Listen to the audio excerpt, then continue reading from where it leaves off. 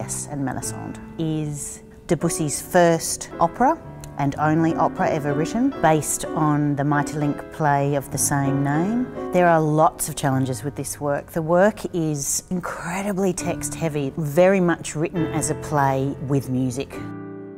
It's an opera in which the text has so much music in it that the composer finds a way to make the music of the text become the music of the opera.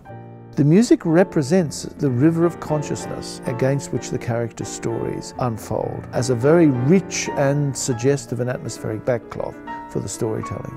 It's unique in the history of music. It stands like an Eiffel Tower in Paris. Debussy changed the language of opera and of course the language of music completely.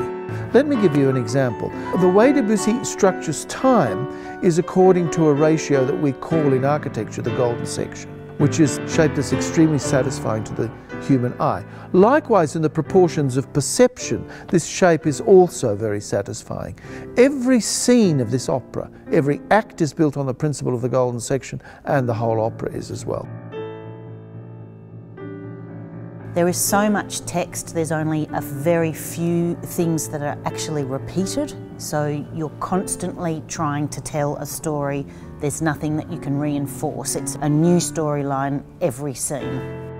The three main characters are exceptional. We've had a beautiful working relationship in the room for the last 2 weeks. We've been collaborating, we've been discussing, we've been talking loads about the text and the meaning behind it and their theories. Very blessed.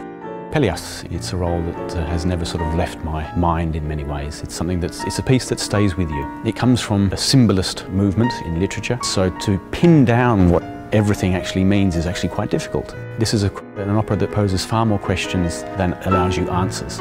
Melisande is a really fascinating character to play. She's so multifaceted. No one really knows who she is or where she's come from. So part of the challenge for me is to make her real enough that people can relate to her, but also maintain that sense of ambiguity and unsureness. Golaud is the eldest grandson of the King Arkel of Alamand. He is a complicated character. It's certainly the most difficult I've ever come across, but that in turn fires you to new things. It makes you develop, it makes you address your craft, it makes you prepare in a way that gets you ready to take on the challenge, and that's what excites me about making this role debut.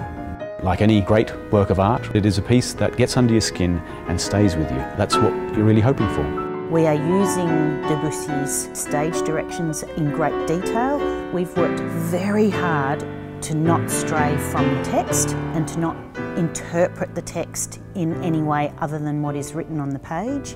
I'm really hoping that the audience take away from it what they interpret. I want each one of that audience to take something different away from the person sitting next to them.